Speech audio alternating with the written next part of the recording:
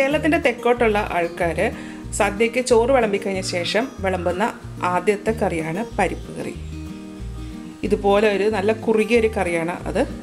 ഈ കറി വിളമ്പിയതിന് ശേഷം അതിൻ്റെ മുകളിൽ കുറച്ച് നെയ്യും ഇച്ചിരി ഉപ്പും കൂടെ ഇടും. അതിന് ശേഷമാണ് സാമ്പാർ വിളമ്പുന്നത്. അപ്പോൾ അതുപോലത്തെ ഒരു പരിപ്പ് കറിയാണ് ഞാൻ ഇന്ന് ഉണ്ടാക്കാൻ പോകുന്നത്.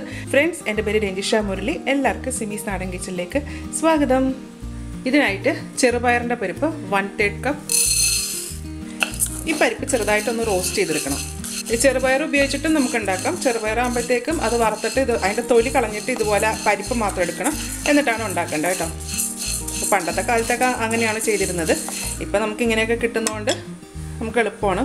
ഇപ്പോൾ ഇത് വറുക്കുമ്പോൾ ഇതിൻ്റെ കളറൊന്നും മാറാൻ പാടില്ല. ഇതിൻ്റെ കളർ മാറിക്കഴിഞ്ഞാൽ പരിപ്പുകറിയുടെ കളർ തന്നെ മാറിപ്പോകും കേട്ടോ. അപ്പോൾ ചെറുതായിട്ടൊന്ന് ചൂടായച്ചാൽ മതി. അതായത് മതി. ഇതിപ്പോൾ ഒരു ലൈറ്റ് ബ്രൗൺ കളറായിട്ടുണ്ട്. ഇനി സ്റ്റവ് ഓഫ് ചെയ്യാം. ഇത് ചൂടാറി കഴിഞ്ഞിട്ട് ഇതൊന്ന് കഴുകിയെടുക്കണം. ചൂടാറിയതിന് ശേഷം ഞാനിതൊന്ന് കഴുകിയെടുത്തിട്ടുണ്ട്. ഇനി ഇത് കുക്കറിലേക്ക് മാറ്റാം. ഞാനിത് കുക്കറിലേക്ക് ഇട്ടാണ് വേവിക്കുന്നത്. അതപ്പോൾ പെട്ടെന്ന് വെന്ത് വരും. ഇതിലേക്ക് കുറച്ച് വെള്ളം ഒഴിക്കാം. 3/4 കപ്പ് വെള്ളമാട്ടോ ചേർത്തേക്കുന്നത്. ഇനി ഇത് നല്ലപോലെ വേവിച്ചെടുക്കണം. പരിപ്പ് നന്നായിട്ട് വെന്തിട്ടുണ്ട് കേട്ടോ. ഇതുപോലെ ഇതിനകത്ത് വെള്ളമൊക്കെ നന്നായിട്ട് വറ്റിയിട്ടുമുണ്ട്. അപ്പോൾ ഇതെങ്ങനെ വേവിച്ചെന്ന് വെച്ച് കഴിഞ്ഞാൽ ഫുൾ ഫ്ലെയിമിൽ ഒരു വിസിൽ, ലോ ഫ്ലെയിമിൽ 20 മിനിറ്റ്. ആ നേരത്തേക്ക് ഇത് നന്നായിട്ട് വെന്തു. ഇതൊരു പാത്രത്തിലേക്ക് മാറ്റാം. ഇതിനൊരു അരപ്പുണ്ടാക്കണം. അതിനായിട്ട് 1/2 കപ്പ് തേങ്ങ, ഒരു നുള്ള് ജീരകം, 1/4 ടീസ്പൂൺ മഞ്ഞൾപ്പൊടി, ഒരു ചെറിയ കഷ്ണം വെളുത്തുള്ളി, വളരെ ചെറുതിട്ടാൽ മതി, ഒരു ചെറിയ ഉള്ളി. ഇതിലേക്ക് കുറച്ച് വെള്ളം ഒഴിച്ചിട്ട് ഇതൊന്ന് നന്നായിട്ട് അരച്ചെടുക്കാം. ഇത് നന്നായിട്ട് അരച്ചെടുത്തിട്ടുണ്ട്. ഇനി ഇതിലേക്ക് നമ്മൾ വേവിച്ച് വെച്ചിരിക്കുന്ന പരിപ്പുണ്ടല്ലോ, അതിൽ നിന്ന് ഒരു പകുതി എടുത്തിട്ട് ഇതിലേക്കിടാം. പകുതി മതി. പകുതി അതിൻ്റെ അകത്ത് അങ്ങനെ കിടന്നോട്ടെ.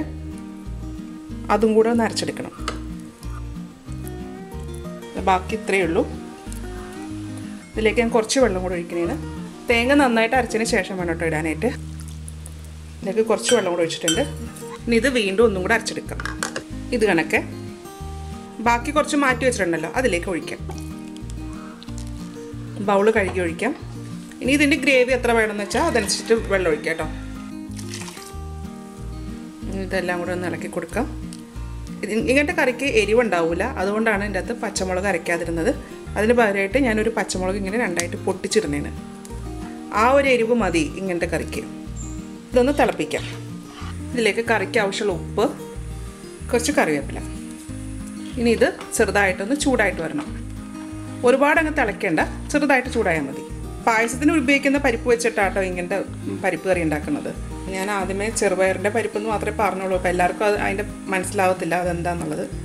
ചൂടാകും തോറും ഇത് കുറുകി വരുന്നുണ്ട്. ഇങ്ങനെ ചെറിയതായിട്ട് മുകളിലിങ്ങനെ പതപത പോലെ വന്നിട്ടുണ്ടല്ലോ, അത് മതി. ഇതിലേക്കൊന്ന് വറുത്തിടണം. ഇനി ഇത് വറുത്തിടാൻ വേണ്ടിയിട്ട് 1 ടീസ്പൂൺ വെളിച്ചെണ്ണ. ചില ആൾക്കാർ ഇത് കടുക് പൊട്ടിക്കത്തില്ല. നമ്മൾ പരിപ്പ് കറി ഉണ്ടാക്കിയല്ലോ, അതിൻ്റെ മുകളിലേക്ക് പച്ച വെളിച്ചെണ്ണയാണ് ഒഴിക്കുന്നത്.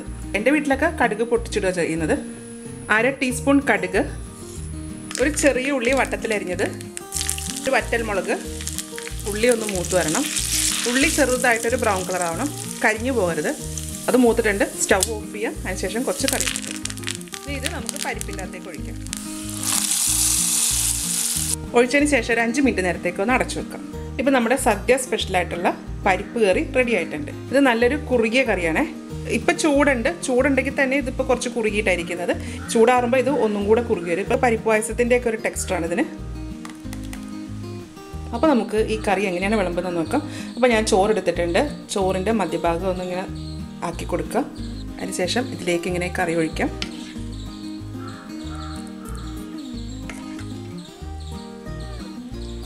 അതിനുശേഷം ഇതിൻ്റെ മുകളിലേക്ക് കുറച്ച് നെയ്യ് ഇട്ട് കൊടുക്കും. ഒരു നുള്ള് ഉപ്പും ഇടും. ഇതുപോലെ ഉണ്ടാക്കുന്ന പരിപ്പ് കറിക്ക് ഉപ്പും എരിവും ഒക്കെ നല്ല കുറവായിരിക്കും കേട്ടോ. ഇതുപോലെ വിളമ്പണ സമയത്താണ് ഈ കറിക്ക് ഉപ്പിട്ട് കൊടുക്കുന്നത്. ഇനി ഇതിൻ്റെ കൂടെ ഒരു പപ്പടവും കൂടെ ഉണ്ടെങ്കിൽ ഊണ് കുശാലാട്ടോ. അപ്പോൾ ഇതുപോലെ ഓണത്തിന് എല്ലാവരും ഒന്ന് ഉണ്ടാക്കി നോക്കുക. ഉണ്ടാക്കി നോക്കിയിട്ട് ഇതിൻ്റെ അഭിപ്രായം എൻ്റെ കമൻറ്റ് ബോക്സിലിടുക. എൻ്റെ ചാനൽ ആദ്യമായിട്ടാണ് കാണുന്നതെങ്കിൽ സബ്സ്ക്രൈബ് ചെയ്യുക. സബ്സ്ക്രൈബ് ചെയ്യുമ്പോഴത്തേക്ക് ആ ഒരു ബെല്ലൈക്കൺ ഉണ്ടല്ലോ, അതിൽ കൂടെ ഒന്ന് ക്ലിക്ക് ചെയ്തേക്കും കേട്ടോ. ക്ലിക്ക് ചെയ്താൽ മാത്രമേ ഞാൻ അപ്ലോഡ് ചെയ്യുന്ന വീഡിയോൻ്റെ നോട്ടിഫിക്കേഷൻ നിങ്ങൾക്ക് കിട്ടത്തുള്ളൂ. എൻ്റെ വീഡിയോ ഇഷ്ടമായെന്നുണ്ടെങ്കിൽ ലൈക്ക് ചെയ്യുക, ഷെയർ ചെയ്യുക. അപ്പോൾ ഇനി അടുത്ത ദിവസം അടുത്ത റെസിപ്പി ആയിട്ട് കാണാം. Thank you.